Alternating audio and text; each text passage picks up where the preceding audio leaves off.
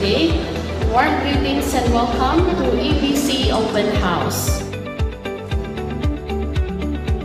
Part of our advocacy is to arm micro, small, and medium enterprises, or MSMEs, with the knowledge that will keep them abreast with the latest trends to make their business afloat. On behalf of PCCI, I would like to thank you and congratulate you for this event, for gathering the micro, small, and medium enterprises.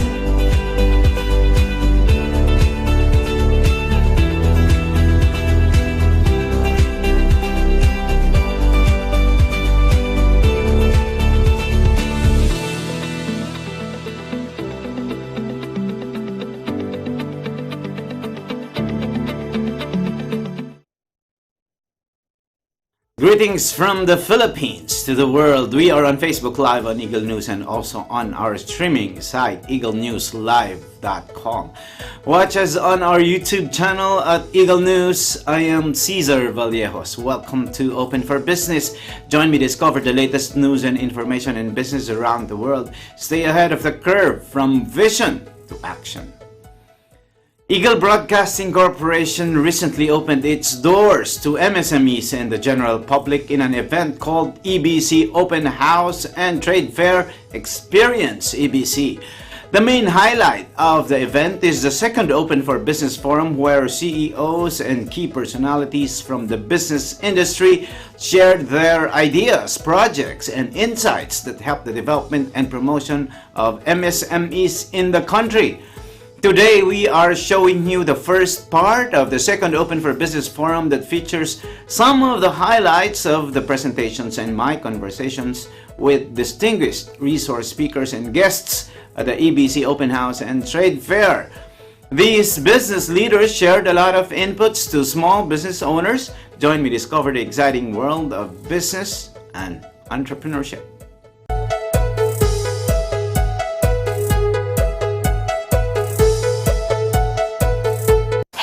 Arnie Aquino here at Hatley Castle, one of the filming locations for the X-Men series. Don't forget to tune in to Digital Nest only on Net 25.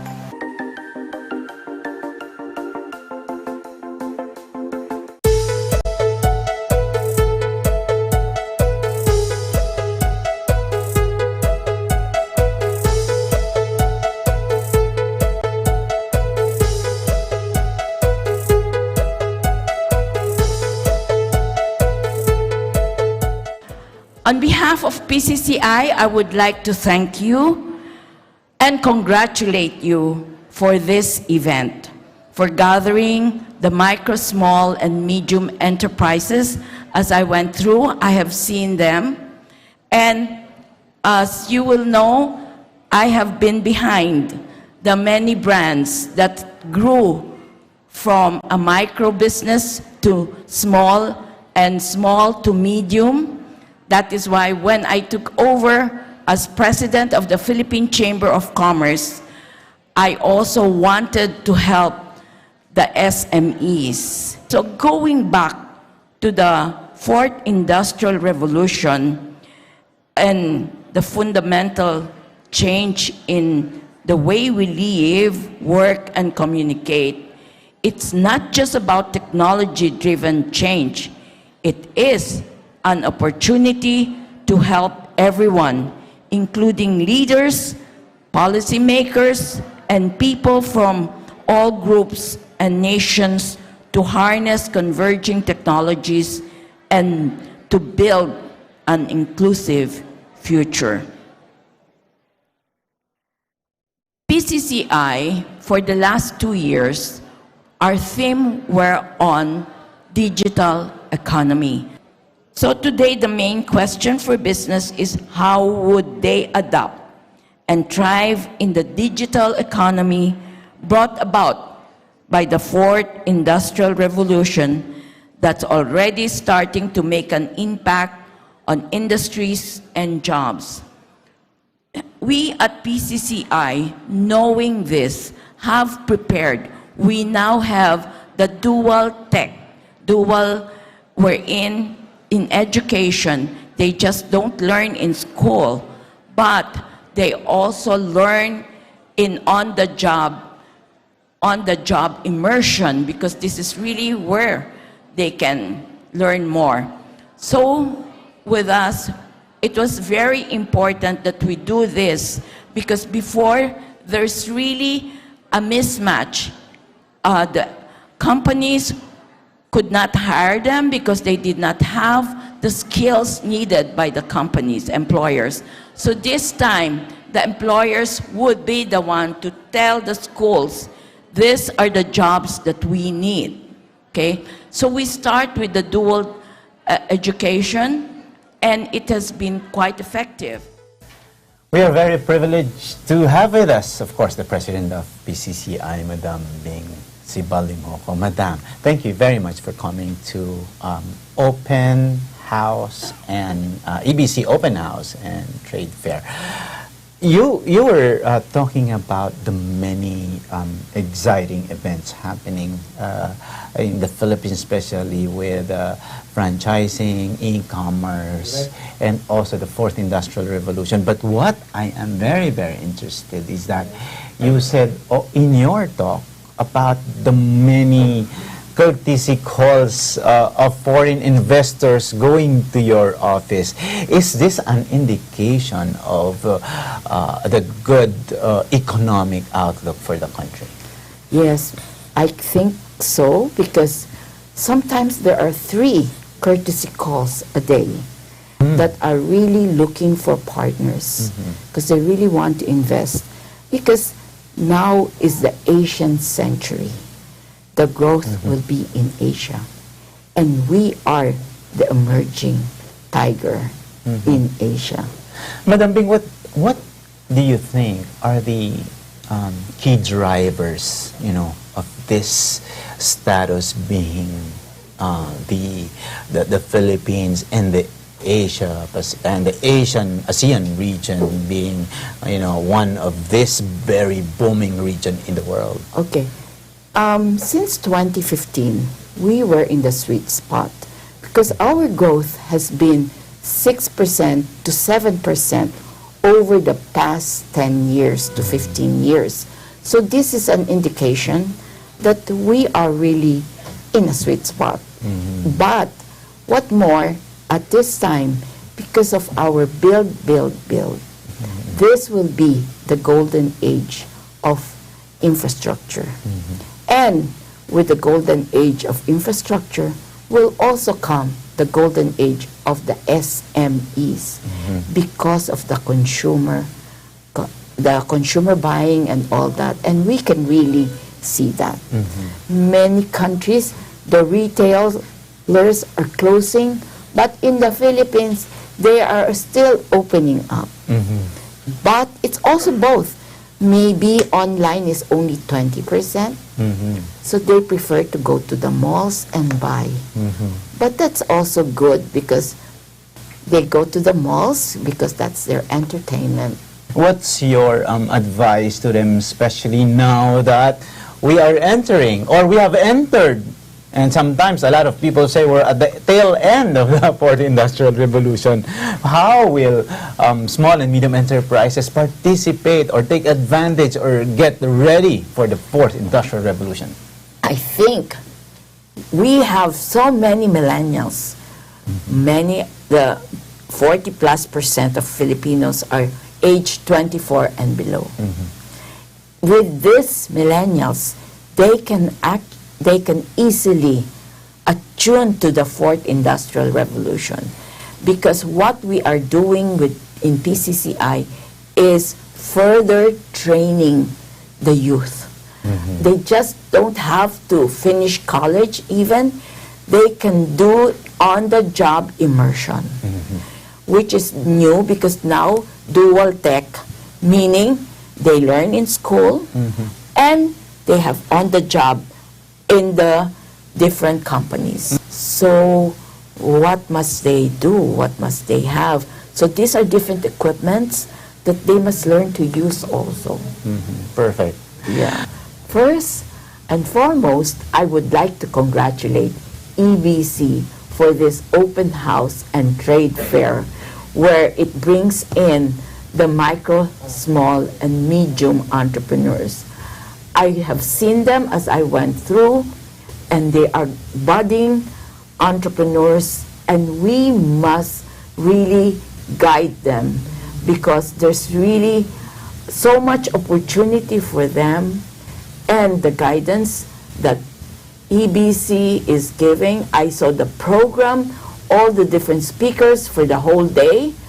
This is a fast track for them for success. So to EBC, congratulations and thank you for this notable project. Thank you so much, Miss Ping.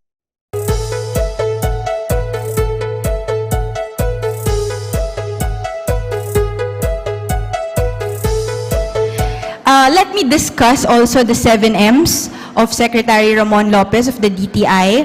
This is in support of the Duterte administration's strong push for inclusive growth, where we have to empower those at the bottom of the pyramid. So the first M of the 7 M's is government mindset. Mindset, specifically government mindset, under improved business climate. The change in the government mindset is the starting point in any business entrepreneurial journey. And we help MSMEs embrace the right and positive entrepreneurial attitude that will carry them through their vibrant entrepreneurial journey.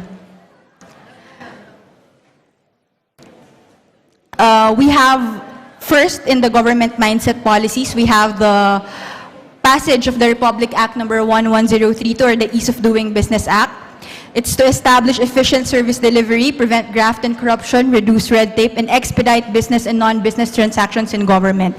So for simple transactions, it has to be processed in 3 days, 7 days for complex transactions, and 20 days for highly technical applications. So this will not only streamline the requirements, but it will also shorten the processing time in government transactions.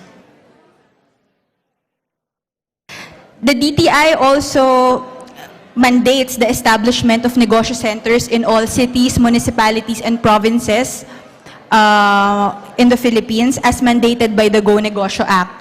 So the negosyo centers promote ease of doing business and facilitate access to services for MSMEs within its jurisdiction. It provides business registration assistance, business advisory services, business information and advocacy, monitoring, and evaluation. So as of June 2019, I'm sorry the figure is not updated, but we already have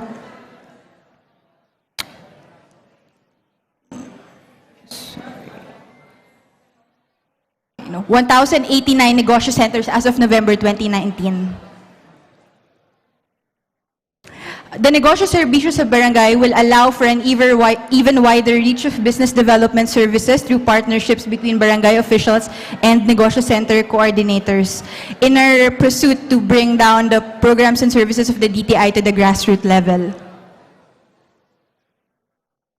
We also have the RA number 9178, or the Bambis Act of 2002.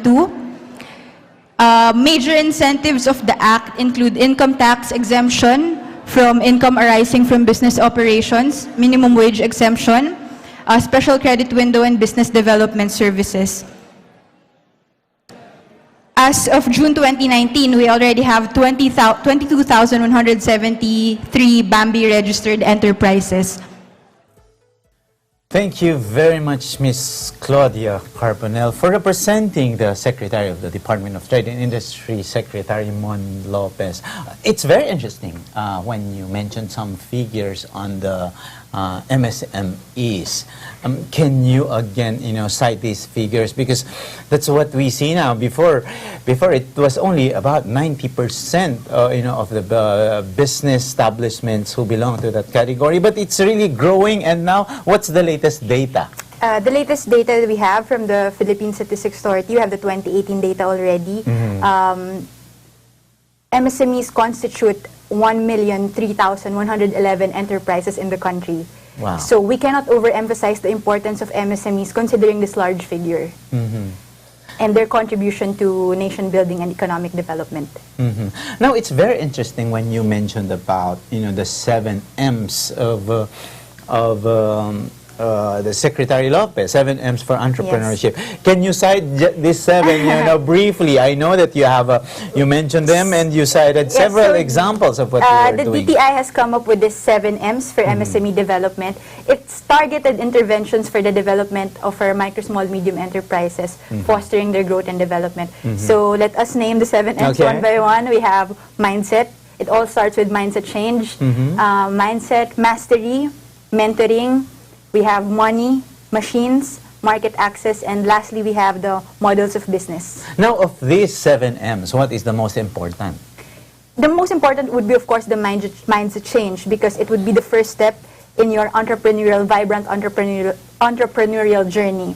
So with the right mindset, when you embrace the right mindset, you will be able to cultivate the right avenues as you expand your business. And the rest will follow. Now, you also mentioned several projects of the Department of Trade and Industry as far as MSME is concerned. Yes. And then each of the projects correspond to a certain M. Yes. But so far, in your assessment of what the many projects of DTI are doing, what to you, or how do you feel is what the MSMEs are really, thankful for, for this project of DTI? Because, like, one personal favorite. How about you, sir? What is your personal favorite? It's really more of this project that highlights the many projects of the DTI. The DTI in the various regions.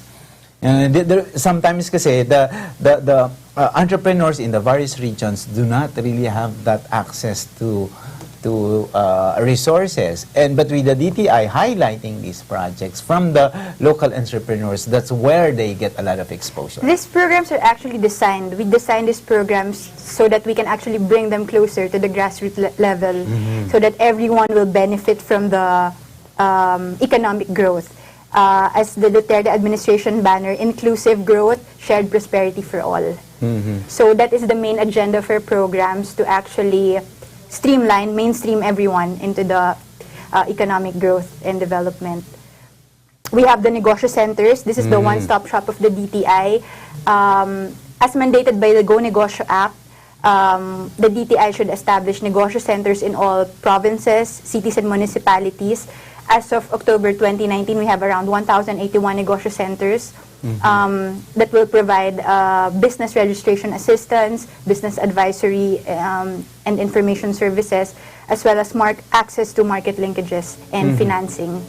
So if they have concerns, they just approach the nearest negosyo center in their area. It will be able to assist them in all their business-related concerns. I myself is an entrepreneur, and I like also the impact of the DTI on the ease of doing business. So that's very admirable. And a lot of the small entrepreneurs now are feeling it. Now, you mentioned a lot of data already in your speech, and we'll be taking a lot of highlights from those. If you can address the MSMEs who are watching Open for Business. To all MSMEs watching, the DTI, the Department of Trade and Industry, is one with you in your pursuit to actually level up your production, increase your competitiveness, for you to be able to market your products not just locally but in the international market as well. The DTI will be one with you and together with our initiatives in promoting and empowering the MSME spirit. That is perfect. Thank you very much, Ms. Claudia Carponel of the DTI.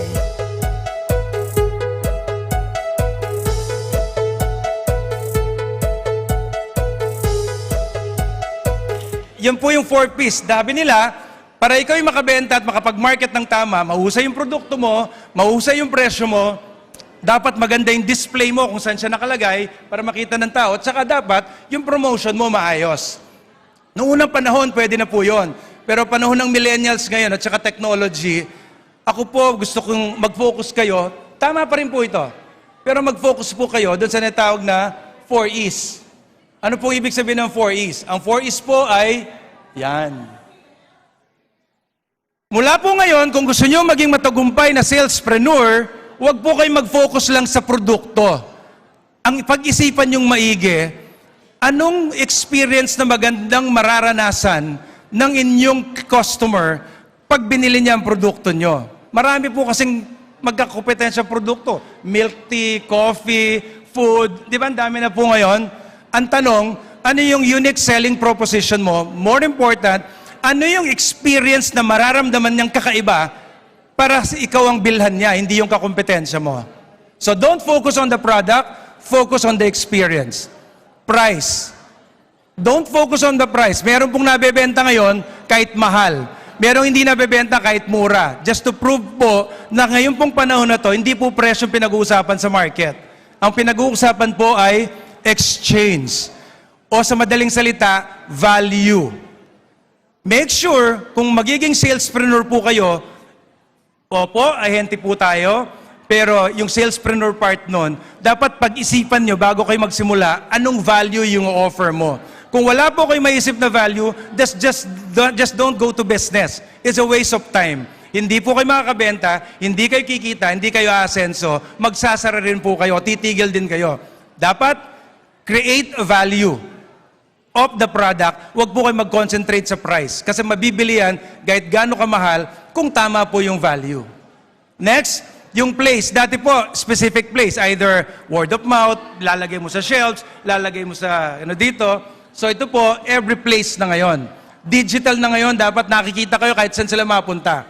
And promotion, huwag na po yung masyadong self-serving. Duda na po yung mga tao ngayon. Ang gawin po natin, let people talk about you by giving them best service. Yun po yung the best way to sell your product.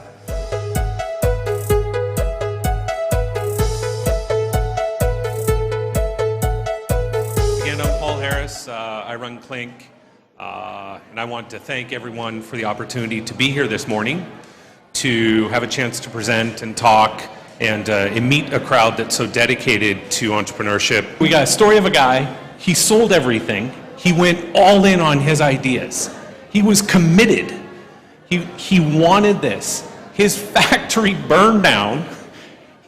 He finally gets his prototype working, he finally gets his cell. Now he's in 80% of the market space. And I'm going to bet today that 75% of you, at least in this room, are using the output of his product, and 75% of you are purchasing the output of his product every week. Do we know what this is?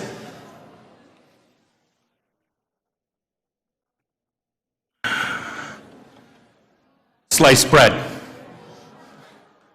Right? I got to tell you, if someone came to me today and said, oh, I got this great idea, I'm going to slice bread, I probably wouldn't think much of it. But to me, it is such a great example of how, someone with a ton of passion and drive and commitment was able to execute on something that fundamentally changed. And more importantly, it wasn't always a tech problem. So, also, no idea is too small. I think this is something we also think as entrepreneurs, oh man, I have to build the next McDonald's, which is noble and great, but that starts by making a great cheeseburger. So, I also think, starting small is something we also forget. So, starting small is always commendable, and you have to stay committed. I think this is one of the best parts about business today is every single person in this room has the exact same access to technology as a student at MIT. And I think, again, today, the ability for someone to home in on a solution, to iterate quickly, has never been easier. Business today is also easier than it's ever been. Sure, you still have to deal with these things, but you can outsource your payroll easily. You can have your HR taken care of easily. All of these are now fractional services that you don't have to own top to bottom anymore. Brings me to the last one of today's things, and that's entrepreneurship. And my guidance on this is get support. You know, find mentors, find people who can support you emotionally and also just through advice. You can have technology, innovation, business, and entrepreneurship, but you still don't have a company. And a company is about bringing those all together. With that, I just wanted to say, there has never been a better time or place to execute on your dreams than right now. So, thank you for your time. Well, thank you very much for coming to the EBC Open House and Trade Fair, and you shared a lot of insights. I didn't hear it, but I was, a lot of people are coming over here and telling me, it was a great presentation. But how? My question is, in a gist, in terms of entrepreneurship, technology, and innovation, what's facing the Philippines? What's up for us Filipinos? I think I believe you haven't had a better time, and things are only getting better. Before flat earthers took over, they used to say that the world is flat, meaning something different, and that that really means that the physical distance between people means less and less, and so I've seen this happen. One of the points I talk about is. There's no reason that every single Filipino shouldn't have the same access to computing, technology, and all of the assets they need for technical implementation through their PC. Cloud computing has fundamentally changed and leveled the world. Access to libraries, access to everything. Everyone's on the same playing field now. A student at MIT and a great student sitting here at one of the local universities has the same access to data and computation. And I think if we look at that in the context of the Philippines, that's such an open door. Now that you've seen, and we've heard earlier the talk of the TTI representative and of course PCCI, what's your outlook of 2020? Is it going to be better? And also, what's your, aside from your outlook on the economy, what's your outlook on the technology side? Is it going to be the banner year for the Philippines? I think of it more as a banner decade. And it's going to start, there probably will not be a single defining moment, but things are only getting better and better. And over the next decade, I loved what I saw in the presentation about lowering the barrier to entry for starting a business, the ease of capital. All of that is going to get easier and better, and that's going to promote more growth, along with the dedication to education, the understanding and need for better education. It's already great, getting better and better. I see 2020 as great, but I really see us as a business and as a country, the Philippines, I see queued up for an absolutely stellar decade. That's perfect. Now, there's a lot of entrepreneurs, small and medium enterprise business owners who are watching now. Sure. What's your advice to them? Can you provide your tips and tricks to entrepreneurs? Especially, there are a lot of millennials now who are venture into entrepreneurship. The advice from the chief architect of Microsoft. I guess one piece of advice is, remember, not all businesses are tech businesses. Tech enables business.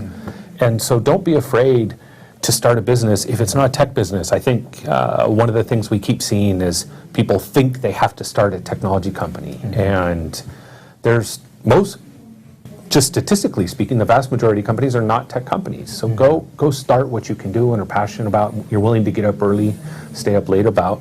And if it's tech, that's great. If it's not, that's fine. Tech will enable that business, but it's okay if it's not a tech business. The other is, and I mentioned this, find mentors, find people. It's emotionally a very taxing journey. And so don't be afraid to find people, even if they aren't in the same field as you, if they are a different generation, whatever. Find people that you can lean on. Because most entrepreneurs, even fierce competitors, behind closed doors are more than willing to sit together and commiserate. There's a bond that transcends business. It's so awesome to see the commitment that you're making to growing and creating this SME ecosystem, empowering Filipinos to live a better future. That's it for this interview with Mr. Paul Harris, CEO of Clinkit Solutions, open for business. We'll be back. Stay tuned.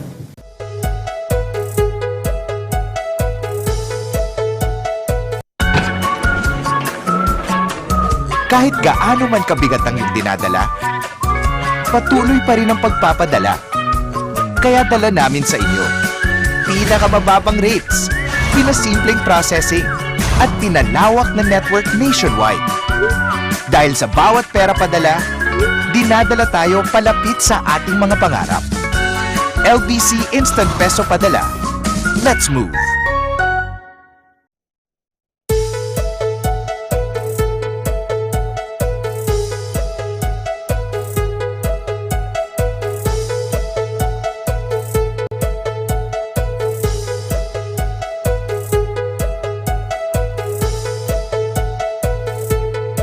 Open for Business is back, and with me is a sales and marketing manager of LBC Express, Mr. Dale Kamandang. Dale, thank you very much for coming over. LBC Express is very supportive of Eagle Broadcasting Corporation. As a matter of fact, you are a sponsor. LBC Express is as a major sponsor of the EBC Open House and Trade Fair. And you have a very interesting talk earlier this morning. You talked about efficient logistics solutions for SMEs.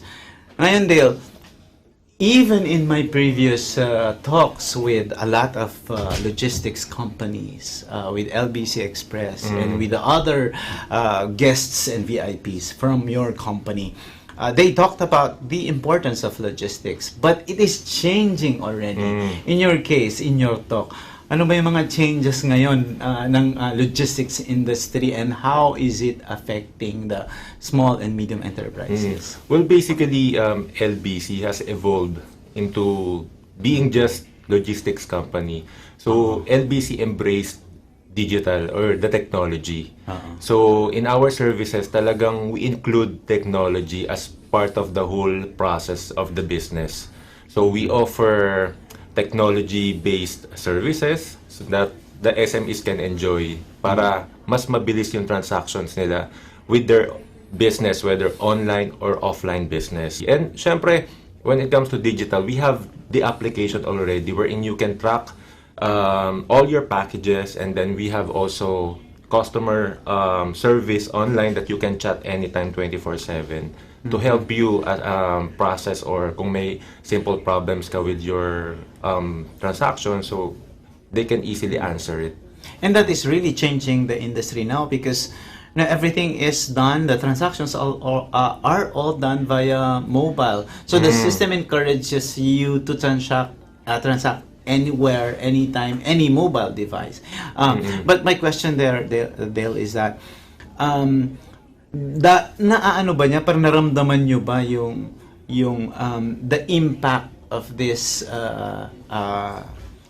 online service to the small and medium enterprises in terms of figures? Was there also a growth in terms of online selling in the Philippines? And sa palagay mo, ano yung mga, like, say that the significant metrics that you said it impacted, or it has really it was a big boost to the SME industry? Well, definitely in terms of LBC's revenue, napakalaki ng contribution ng SME sa amin.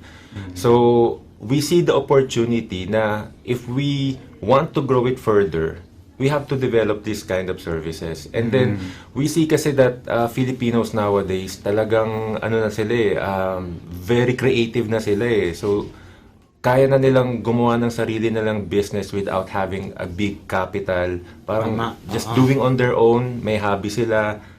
Yun lang, doon. I don't want to ask a lot of questions because we will be showing the highlights of your talk at the EBC Open House. But my question is, you mentioned kasi kanina na yung of course, we see the growth of the online business. Pero sabi nga nila, marami pa ring Pilipino na hindi nagtitiwala sa online transactions. As a matter of fact, marami din mga walang cards pa. They don't like to use online. Pero, there is also a study, I'm not sure where I've seen it, but there is a data that says by sometime 2030 or a couple of years more, and then you will see the exponential growth of e-commerce. Paano binagaandaan ng LBC itong ganitong klaseng how do you prepare for the growth of e-commerce and the online industry? Yeah. So ngayon talagang meron pa ring mga payment transactions that goes through branch. So yun yung talagang magpapadala, pupunta sa branch and then itatransact. But a few years from now, hindi ko pa lang siya pwedeng i-disclose syempre. Okay. But hindi, babalik ka naman dito We'll ask Sir Win to for him to arrange it. Yeah. Yes, okay. But we are now incorporating the payment system within our application. So cashless transaction na ang gagawin. So it's like a wallet within the same application. So all in all na dun sa LBC Connect namin. But I cannot disclose yet the launch date, pero and you'll be back progress. here in Open for Business to discuss that. Yes, I'll be glad to also launch it here. Perfect. Thank you to EBC for inviting also LBC Express to also be part of your SME program, and we hope to be part of your campaign for the rest of the year. So thank you also for conducting this kind of activity kasi we are also helping these SMEs grow. So yeah, thank you so much for the opportunity. And thank you to LBC Express for sponsoring the EBC Open House and Trade Fair. Let's watch the highlights of the talk of Dave, the Sales and Marketing Manager of LBC. Stay with us. Thank you so much. Okay, thank you. So, again, I'm Dale from LBC. LBC has been supporting micro and small medium-sized enterprises ever since. And alam nyo ba, just to share ngayon, napakaswerte na ng generation dahil during our time, bago ka magkaroon ng business, kailangan mo ng malaking capital, siguro 10,000 and above. Bago, limited lang yung mga pwede natin gawing business like karinderya, sari-sari store, mga ganon. Pero ngayon, everything is online, di ba? Kahit magluto ka lang ng ube mo, yung talagang delicacy mo na ube, pwede mo na siyang ibenta, pwede nang mag-grow. So, maraming opportunities ngayon because of the internet, because of the technology. Okay, basically, SME is the backbone of Philippine economy. So, like what I've said, kahit estudyante ka pa, kahit nag-retire ka na, kahit hindi ka nakatapos ng college, it will never stop you to become an entrepreneur. And small, big, or micro businesses, lahat yan may mga challenges. Wala naman sigurong business na talagang pinagpala sa lahat, di ba? Lahat yan dumaan ng challenges. And ano ba yung mga common challenges na kinakaharap ng mga business or entrepreneurs kagaya natin na mga micro at maliliit lang naman? So number one, traffic. Actually, traffic and time. High cost of power and poor internet. Siyempre, tumataas ang gastos natin, yung mga operational expense natin. If nagpapasweldo kayo, tumataas lahat yan. Labor, lahat yan, sama-sama. And of course, poor internet. Siyempre, kung online business ka, you need a reliable connection. And then keeping up with globalization. Siyempre, kung ikaw nag-business ka, ayaw mo namang malimit ka lang into one area. Diba? Gustong mag-grow. And minsan, if you want to go global, iisipin mo, sinong magiging partner ko to help me to go global, to reach market overseas? So, limited minsan yung access natin dyan eh. Kaya yan yung kinonsider namin na one of the problems. And next, lack of knowledge in logistics. So, minsan kasi yung mga customers, ang alam lang nila kay logistics, fulfillment lang, transporting of goods. Yun lang yung alam nila. Pero, logistics nowadays, nag-evolve na sila. And they go beyond beyond logistics. So nag-o-offer na rin sila ng iba't ibang services. Business, kailangan hindi lang about pre-selling. Dapat meron din kayong after sales dahil you will not gain the loyalty of your customers if puro lang kayong benta, wala kayong support. So yun, expand your business. Siyempre, hindi lang kailangang about the logistics partner. You have to explore then. You have to learn to be a businessman. Baga, do local, think global. O basta, alam nyo na yun. Act global. O basta yung mga ganyang mga quotation, alam nyo na yan.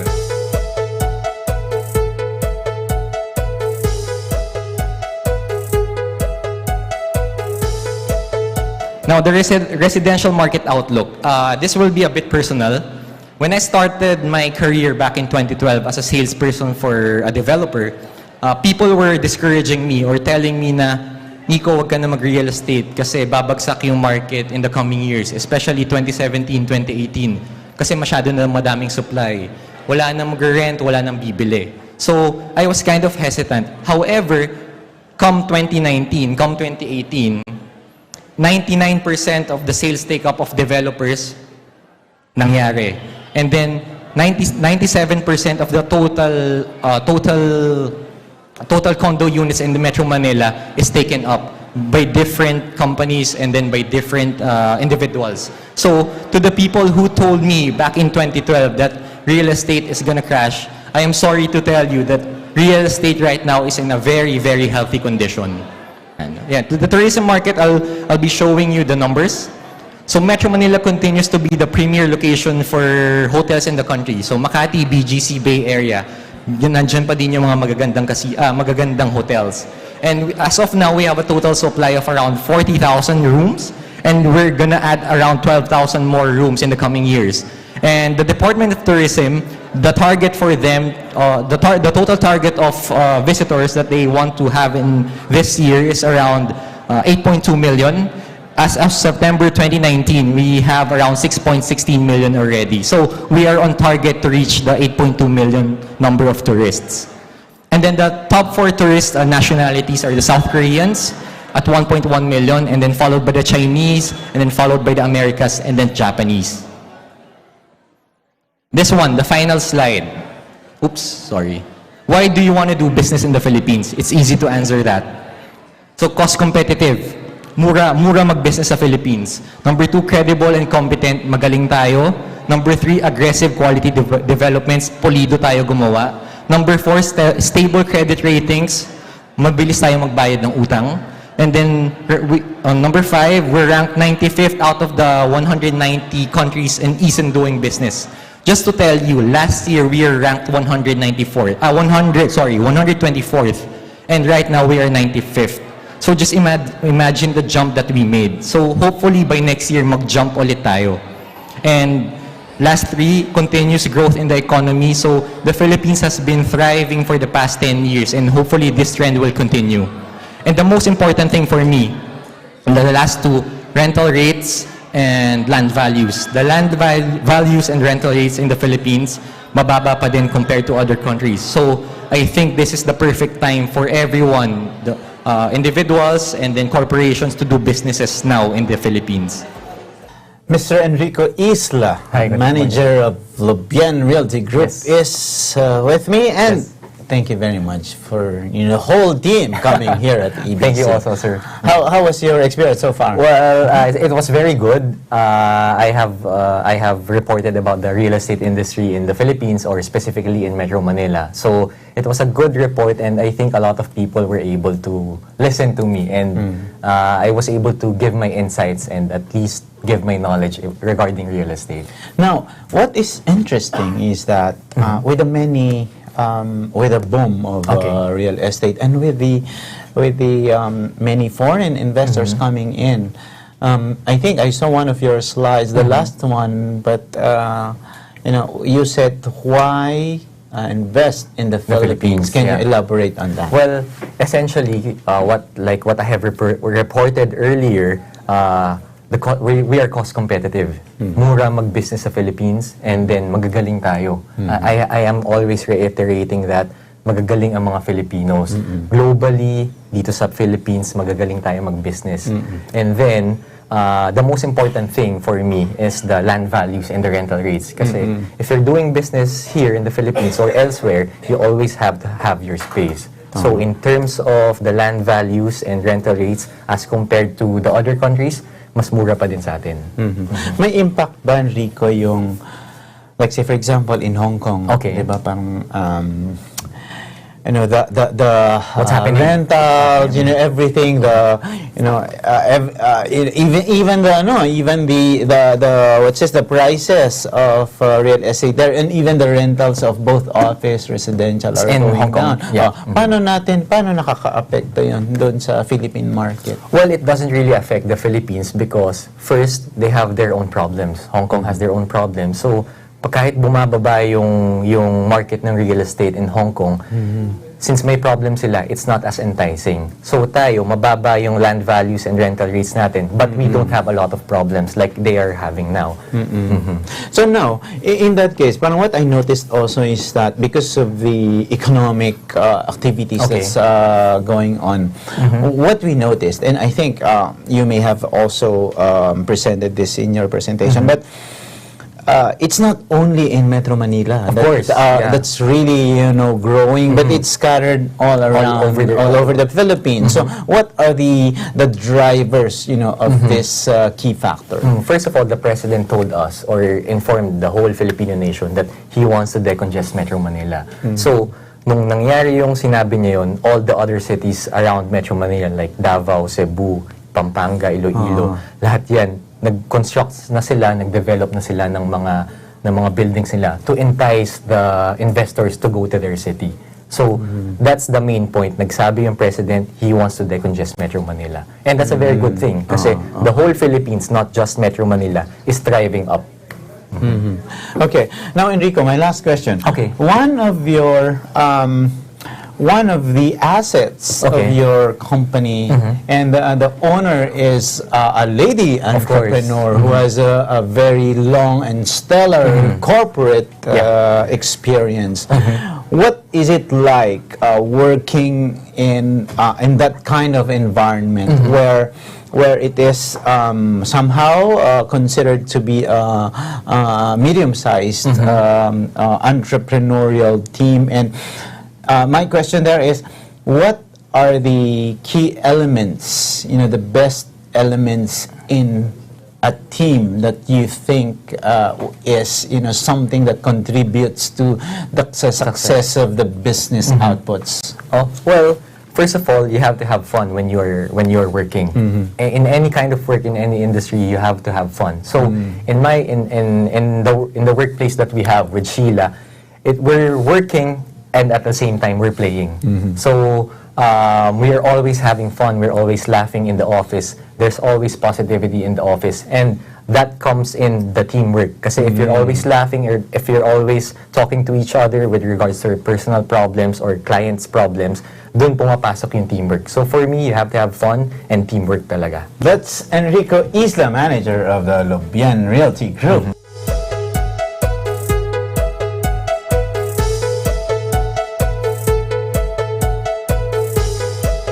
No business is too small for the Philippines. Pwede pong tulungan niyo ako, sabihin niyo? 1, 2, 3 tayo 1, 2, 3. That's right. No business is too small for the Philippines. Kaso, kahit gaano kalaki o kaliit ang ating negosyo, kailangan po ay tayo ay palaging connected. Okay lang ba po bumabala na ako dito? Hindi po ako sanay na nasa entablado Okay lang po? So, ang connectivity po, alam natin nagsimula po ang PLDT sa landline. Nabutan niyo po yung landline? Ako po mga ginagamit ko yung dati pang long distance, di ba? So, in fact, yung old name po namin ay Philippine Long Distance Company. So, from landline, alam natin naging mobile tayo. So, yun po yung tinatawag natin na wireless. And of course, ngayon, meron na po tayong tinatawag na digital. Yan po yung nakita natin na Facebook, Instagram, at iba-iba pong application. Siguro naman po gumagamit kayo nun, no? Now, ang importante po, since simple ang ating business, micro and small business, kailangan simple din ang ating mga connection. And we actually have different solutions for that, different products for that, to cater to your business. But let me not talk about that first. One thing also is your transactions have to be secured. Ano po yung secured? Kailangan safe. Alam niyo ba po yung term na hacker or cybersecurity? Noon po, may kliyente po kami na nagsasabi sa amin, alam mo, Vince, okay yung cybersecurity tsaka security na sinasabi nyo. Kaso maliit lang ako na business. Hindi ako tatargeted ng mga hackers or ng mga cyber criminals na sinasabi. Hindi nyo po po alam na ang tinatarget ng mga cyber criminals ang actually yung mga individuals at yung mga small businesses because yung security ay mas hindi nyo naiisip di ba? For example, kung maliit ang bahay nyo or luma ang kotse nyo, hindi nyo iisipin na nanakawin, pero meron papatol pa rin at dun nangyayari yung invasion ng ating mga data. Now, yung seguridad, hindi lang po yan sa external na papasok, pati po internal. Kasi karamihan po ng mga cyber breaches or yung pagkawala ng data, nanggagaling po yan sa loob ng inyong organization. Para sa inyo po, it's as simple as yung password. Kanina po nabanggit na sa nung speaker natin, both Ms. Bing Lumoco and Speaker ng DTI, yung programa po ni Joey Concepcion, President Advisor Joey Concepcion, yung pong Go Negosyo. Now, PLDT has been a partner po of Go Negosyo for more than 10 years. Ang thrust po niyan ay number 1, tourism, agriculture, anything related to that. And number 3, digital. At dyan po pumapasok ang PLDT. Tatlong bagay po. Para magnegosyo, access to money, pera. Access to market. Kailangan meron kayong tindahan or store or merkado. No? And access to mentorship. Mentorship, edukasyon, training seminars, marami po dyan libre. Lahat po ito libre. Open for Business is back, and with me is the category head of micro and small business of PLDT Enterprise, Mr. Vince Rodriguez. Vince, thank you very much for coming over, and we are very delighted to hear you speak in Tagalog. Oo naman, Pilipino talaga tayo. Akala nga ng mga students kanina, nung nag-hire sila sa akin, hapon ako. Sabi ko, sabi ko, Pilipino ako, nabigla sila. Nakita naman sa kinain ko kaninang sisig, tsaka lugaw. Pilipino talaga po ako.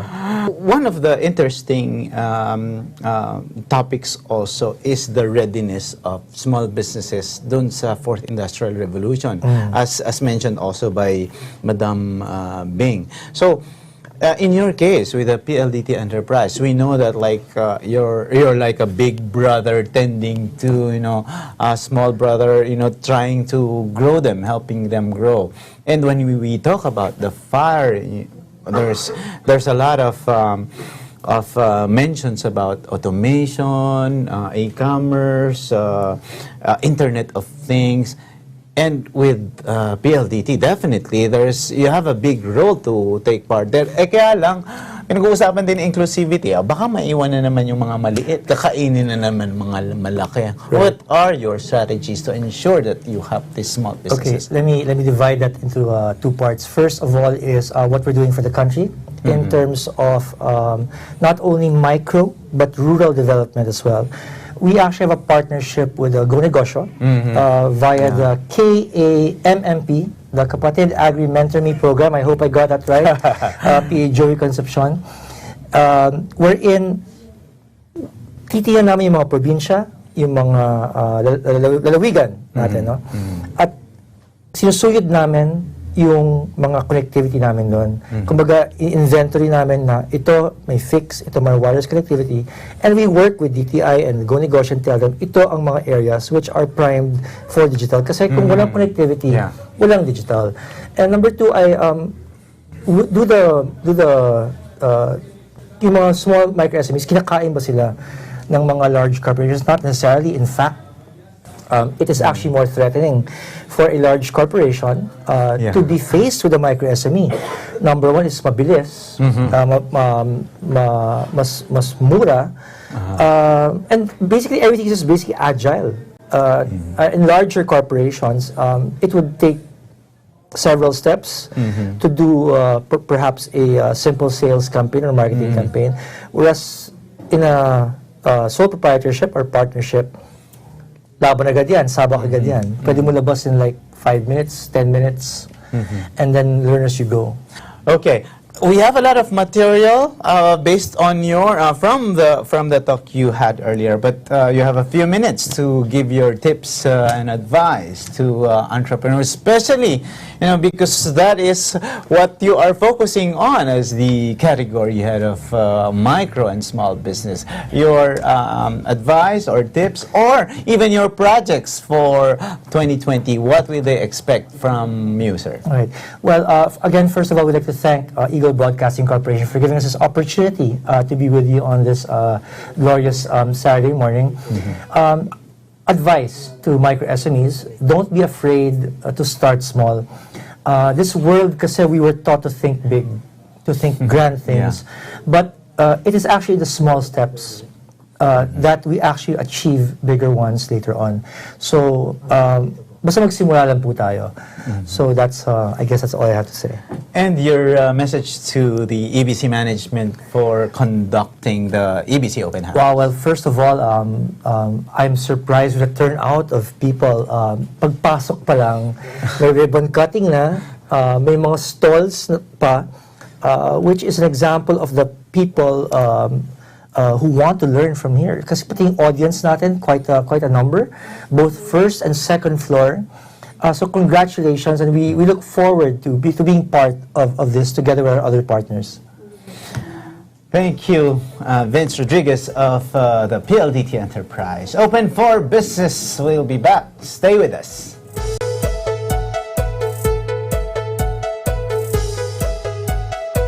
Landmarks, Linggo, alas 6 hanggang alas 7 ng gabi.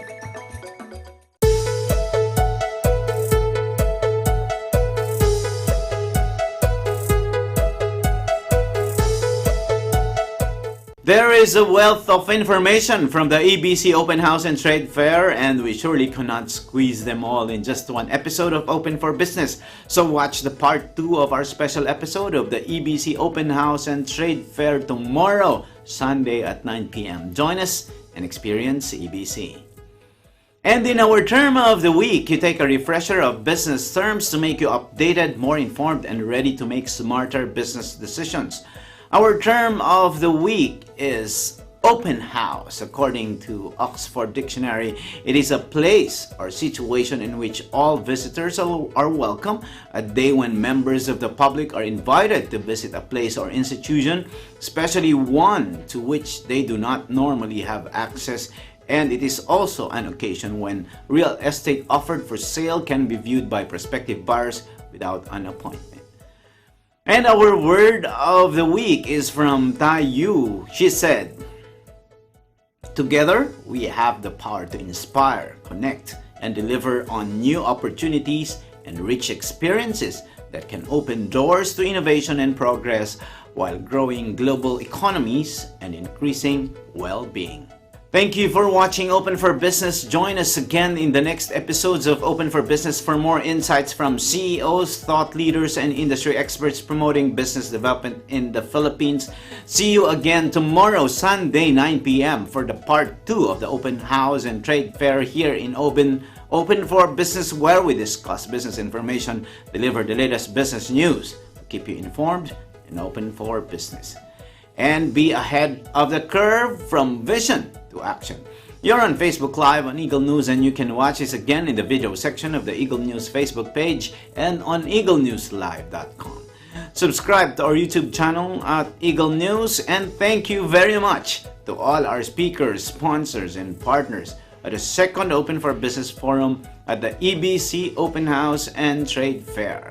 And watch out for the EBC Forum on explaining blockchain and cryptocurrency. Learn about the current trends and developments on these new technologies and digital assets, and discover a whole new world. That's going to be on December 11, 2019 at the Studio 1 of EBC Building here at number 25 Central Avenue, New Era, Quezon City. For Open for Business, this is Cesar Vallejos. Have a great day.